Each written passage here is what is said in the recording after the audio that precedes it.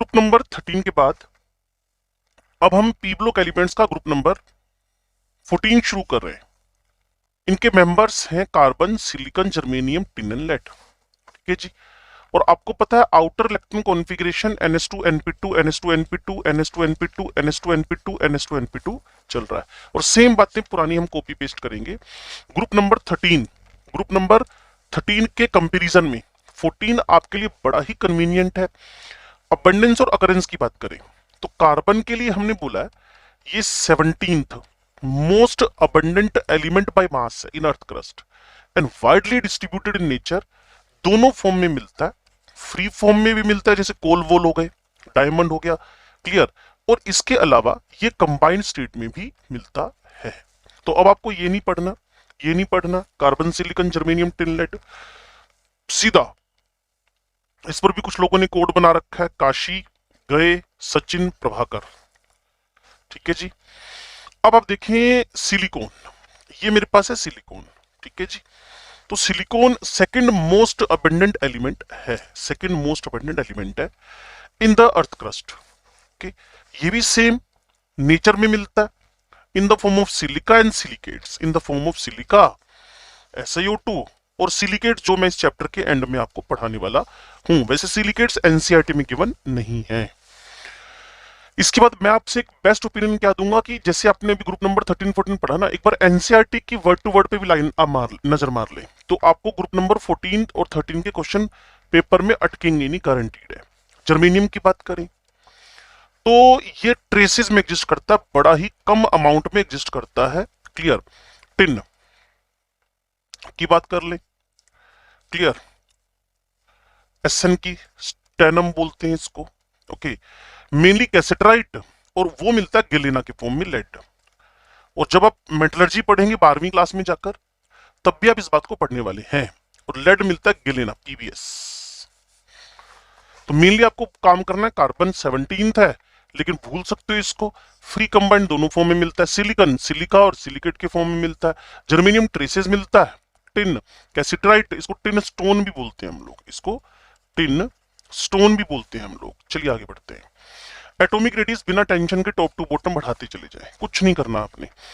Ionisation energy top to bottom घटाते चले जाएं, क्योंकि साइज का आयोनाइजेशन एनर्जी के साथ क्या रिलेशन चलता है, इनवर्स का। साइज का आयोनाइजेशन एनर्जी के साथ क्या रिलेशन चलता है, इनवर्स का। ठीक है जी। तो जब मैं डिस्कशन करूंगा तो कार्बन सबसे टॉप पे मिलेगा, रेगुलर है, सिलिकॉन है, जर्मेनियम। बस यहां आके थोड़ा सा आपको अलग फैक्टर मिला। उसकी वजह क्या थी, जो लेड है ना बच्चे, वहां आपके पास इनर्ट पेयर इफेक्ट वर्किंग होगा। आपको याद होगा मैंने बताया था 81, 82, 83 इन तीन एलिमेंट्स पे, 81, 82, 83 इन तीन एलिमेंट्स पे थीलियम, लेड और बिस्मथ, इन पे पेयर बिकम्स इनर्ट फैक्टर लगता है, इनर्ट पेयर इफेक्ट लगता है प्रॉपरली। ठीक है, तो कोई ज्यादा तामझाम वाली बात है नहीं। और लिखने के लिए यहां लिखा हुआ है ionisation energy of lead is more than 10। इसकी वजह क्या है, हाई ENC। और कुछ बोलना ही नहीं है, बस आपको ज्यादा तामझाम करना ही नहीं आपको। ठीक है जी। Metallic nature, carbon purely non metal है, आगे मेटलॉइड्स हैं, आगे मेटल्स हैं। और सिलिकॉन चिप आप समझते हैं, जो आपके मोबाइल वाइल में सिलिकॉन चिप डलती है। ठीक है जी। ऑक्सीडेशन स्टेट अगर आप मैक्स की बात करें तो +4 है ग्रुप नंबर के बराबर, मिनिमम की बात करें तो -4 है। ओके बच्चे, तो मैक्सिमम आपको जनरली मेटल्स के साथ में तो मिलता ही मिलता है। और मिनिमम का फंडामेंटल किस पे एप्लीकेबल है, it is applicable on the non metals. ठीक होगी बात। The element group 14 shows +4 max हो गया, due to pair becomes inert. Okay, जो लेड है वो दो टाइप के ऑक्सीडेशन नंबर शो करता है, +4 और +2। और आपको ये भी पता है कि स्टेबल कौन सा होएगा, +2। अगर ये +4 में एग्जिस्ट करना शुरू कर गया तो ये वेरी गुड क्या बन जाएगा, oxidising agent. Very good oxidising agent बन जाएगा, तभी वेरी गुड ऑक्सीडाइजिंग एजेंट बन जाएगा। तो carbon, silicon, germanium, tin, lead हो गया, क्लियर। +2 बनाने की टेंडेंसी टॉप से बॉटम घट रही है, जबकि पीछे +1 की टेंडेंसी अब बढ़ रही है, और पीछे भी +1 की टेंडेंसी बढ़ रही थी इनर्ट पेयर इफेक्ट की वजह से, और +4 की टेंडेंसी क्या कर रही है यहाँ पर, +4 की। Clear, stability of +4 state increases में क्या हो जाएगा कि वो कार्बन में उल्टा। ठीक है जी, यहां आपके पास जर्मेनियम टिन लेड +2 +4 दोनों शो करते हैं।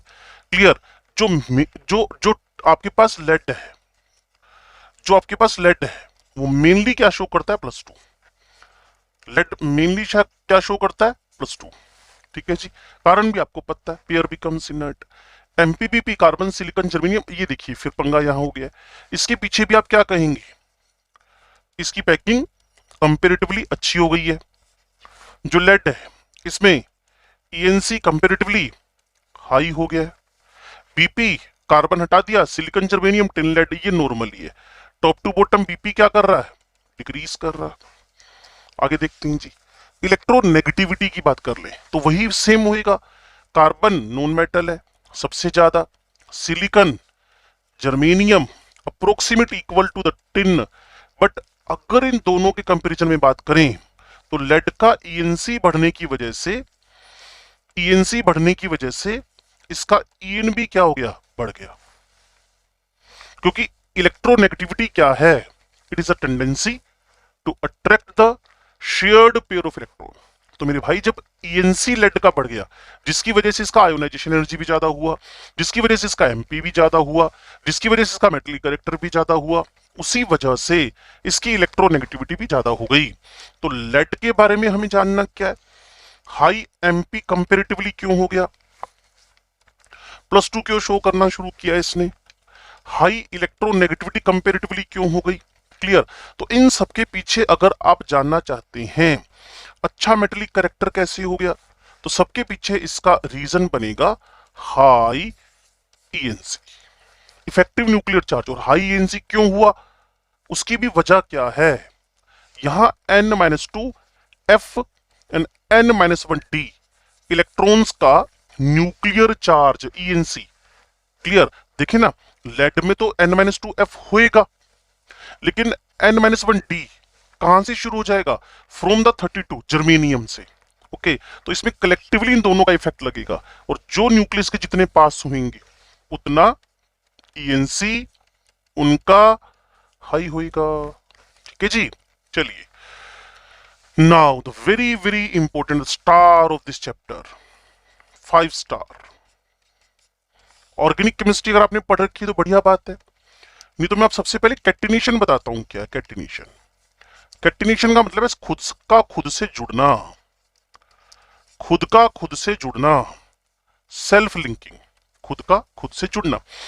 चाहे तो वो ओपन चेन में जुड़े, चाहे वो क्लोज चेन में जुड़े, ओपन में चाहे वो अनब्रांच्ड हो, चाहे वो आपके पास ब्रांच्ड हो।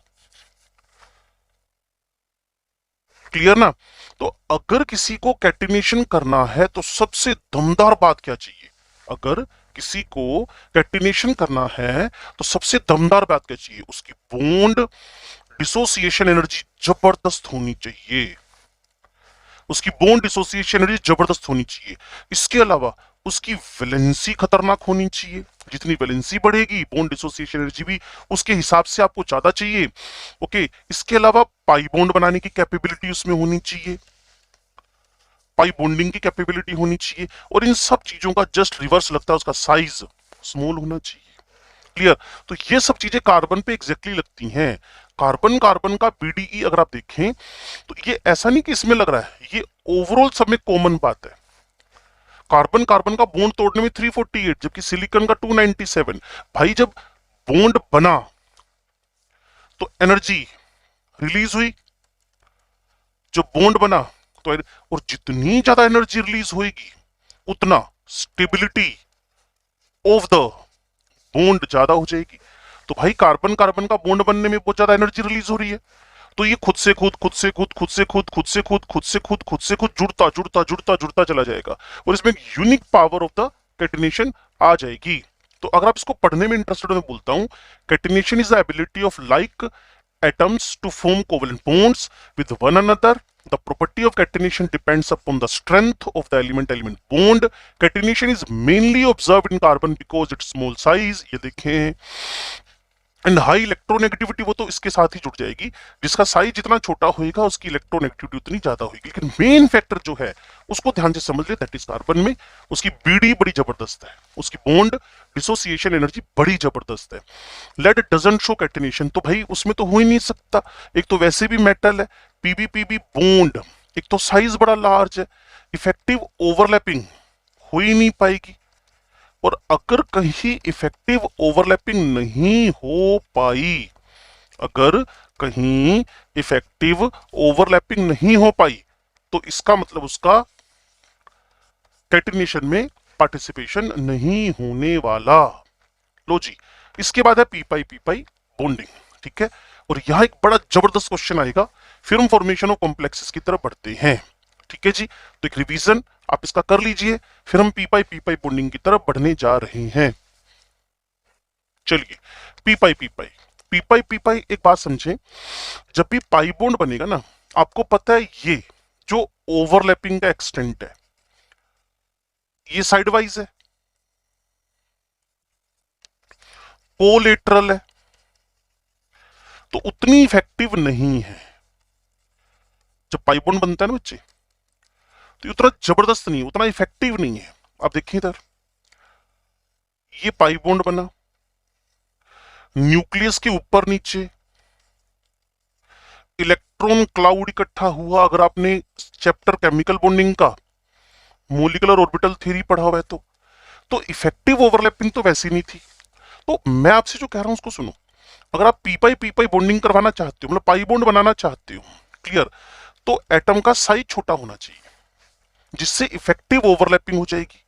जितना साइज छोटा होएगा उतनी इफेक्टिवनेस उतनी इफेक्टिवनेस उतनी effectiveness in the pi bonding हो जाएगी। तो साफ सी बात है, कार्बन का साइज स्मॉल है, कार्बन का साइज स्मॉल है, तो ये पी पाई बॉन्ड बनाने में कैपेबल है। और जैसे जैसे साइज लार्ज होता चला जाएगा, पी पाई बॉन्डिंग की टेंडेंसी कम होगी। तो कार्बन में पी पाई, सिलिकॉन में थोड़ी कमजोर, और लेड वेड में तो आप भूल ही जाओ। ये decreasing order of the pi bonding है। ओके, देख लें, tendency to form P pi multiple bond is maximum for carbon due to small size, is uncommon in the silicon and other heavier members of group 14। तो इस पूरे का result क्या है, carbon में पाई बॉन्डिंग है, but for heavier elements multiple bond, उसमें भी डी इन्वॉल्व हो जाएगा। अगर आप पी पाई की जगह पी पाई डी पाई करेंगे, तो फिर टॉप टू बॉटम ये टेंडेंसी बढ़ जाएगी। क्लियर भाई, कार्बन में तो डी है नहीं ना। अगर पी पाई की कहे तो एक ग्रुप के अंदर कम हो रही है, पी पाई कह दे, डी पाई मेटल्स के साथ होएगी, तो ये टेंडेंसी टॉप से बॉटम क्या होएगी, बढ़ेगी। लेकिन ये भी कोई जबरदस्त बॉन्ड नहीं होते, स्ट्रॉन्ग बॉन्ड नहीं होते, क्योंकि पाई बॉन्ड तो बाय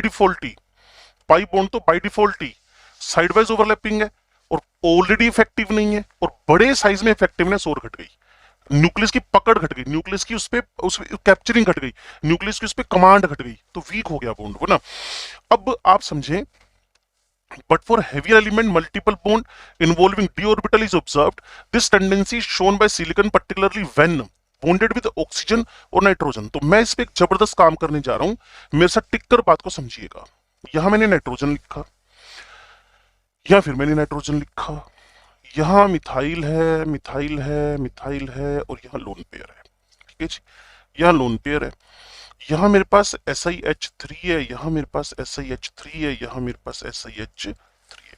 अब एक बात समझे, इसके पास d ऑर्बिटल्स नहीं है क्योंकि ये सेकंड पीरियड का मेंबर है, इसके पास d ऑर्बिटल है। अगर आपको थोड़ा सा ऑर्गेनिक केमिस्ट्री याद आए, तो हमने पता क्या किया था, कार्बन का माइनस लगाकर जब उसके पड़ोस में Cl लगाया ना बच्चे, तो इसके एम्प्टी डी को कार्बन का नेगेटिव डोनेट किया था, और इसी को आपने क्या बोला था, P pi d pi bond बना जिसमें पी और डी इन्वॉल्व हुए। अब आप सोचो, यहां तो पी पाई के चांसेस क्या हो गए, खत्म हो गए, क्योंकि डी नहीं है। यहां पी पाई के चांसेस बढ़ गए। तो मेरे साथ टिकिएगा और बात को प्रॉपरली सीखिएगा ना। मैंने क्या कहा, सबसे पहले इन दोनों की हाइब्रिड स्टेट देख लें। कहते जी एक लोन पेयर है 3 सिग्मा, लोन पेयर 3 सिग्मा, तो 4 सम हो गया, 1 lone pair, 1 lone pair 3 sigma. और इस भाई साहब में पता है क्या हुआ, लोन पेयर डोनेट हो गया, किसको, एम्पटीटी को। इस वजह से इसकी हाइब्रिड स्टेट अब 3 सिग्मा और पाई का तो रोल होता नहीं कभी भी, तो ये भाई साहब sp2 हो गए। अब sp3 होने की वजह से इसका जो शेप है विद 1 लोन पेयर, चैप्टर का नाम केमिकल बॉन्डिंग, ये भाई साहब पिरामिडल हो गए। बीएससी पैटर्न बताते हैं ना, 3 सिग्मा और एक लोन पेयर जब भी हो, 3 सिग्मा और एक लोन पेयर जब भी हो, 3 सिग्मा और एक लोन पेयर जब भी हो तो पिरामिडल शेप बनता है। और ये भाई साहब शेप में पता कैसे हो गए, sp2, तो ये प्लेनर बन गए, प्लेनर। अब जीओसी याद करें आप, ऑर्गेनिक केमिस्ट्री वाली, वहां जो लोन पे डोनर है वो लुईस बेस है, तो यहां लोन पे तो मेंटेन्ड है, तो ये लोन पे डोनर होने की वजह से कैसा हो गया जी, बेसिक, जबकि यहां लोन पे है ही नहीं। क्लियर ना, तो इसका जो केबी है, यहां तो लोन पे डोनेट हो गया ना, तो यहां नो लोन पे भी लिख सकते हो, या फिर आप लिख सकते हो डोनेट हो गया, या लिख सकते हो इन्वोल्ड in P pi d pi bonding हो गया। इस वजह से इसका जो केबी है वो कम हो जाएगा, बेसिक नेचर क्या हो जाएगा, कम हो जाएगा। तो ये स्टार क्वेश्चन है। पहले वाले का नाम आपको बता दूं मैं, इसको बोलते हैं ट्राई मिथाइल अमाइन, और इसको बोलते हैं ट्राई सिलाइल अमाइन। इसको सिलाइल बोलते हैं, मिथाइल सिलाइल, सिलिकॉन से सिलाइल। ठीक है जी। तो ये क्वेश्चन मेनली बने अच्छा बेस कौन है, ए और बी में से, तो पक्की बात है ए। बॉन्ड एंगल किसका ज्यादा है, तो आपका आंसर आएगा बी। क्लियर। और अगर कोई पूछेगा हाइब्रिड स्टेट किसकी ज्यादा sp3, तो आप बोलेंगे ए। तो इसी को फोकस करके यहां जो लाइनें लिखी हैं मैं वर्ड टू वर्ड आपको पढ़ के बता देता हूं। Tendency of silicon to form the p pi d pi bond helps to explain the bonding of tri methyl amine trisilyl amine. सुनिएगा, in tri methyl amine nitrogen atom assumes sp3 hybrid state. 3 of the hybrid orbitals are used in forming sigma with methyl. 1 lone pair present in the 4th hybrid. तो आप इसको काट दें, इसके parallel में इसको लिख दें, तो ये जितनी भी बकवास लिखी सब खत्म हो जाएगी। आगे ये मॉलिक्यूल पिरामिडल है तो होना ही था, अमोनिया पिरामिडल ही होता है। जहां 3 सिग्मा 1 लोन पेयर हो ना, sp3 में पिरामिडल ही होता है। अब इसने कहा जी the basic character is due to availability of lone pair, ये अवेलेबल है इन ट्राइसिलाइल। अब ये मैंने आपको समझा ही दिया था ट्राइसिलाइल, तो टेबल से आप क्लियर कर लेंगे, इतनी कमेंट्री पढ़ने की नीड नहीं है। ये जो नाइट्रोजन है अब sp2 हाइब्रिड हो गया, जबकि ये कैसा हाइब्रिड है, sp3 है। Okay, nitrogen atom assumes sp2 hybrid state, क्योंकि लोन पेयर डोनेट हो चुका है। क्लियर।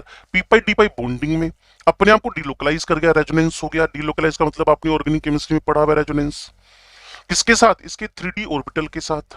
ओके, ये देखिए पीछे भी सिखाया था आपको, electron pair of nitrogen atom in trisilyl amine is involve in multiple bonding, इसीलिए इसकी अवेबिलिटी कम हो गई है, इसलिए इसका बेसिक कैरेक्टर कम हो गया और प्लेनर और sp2 हाइब्रिड हो गया है ना, आसान सी बात।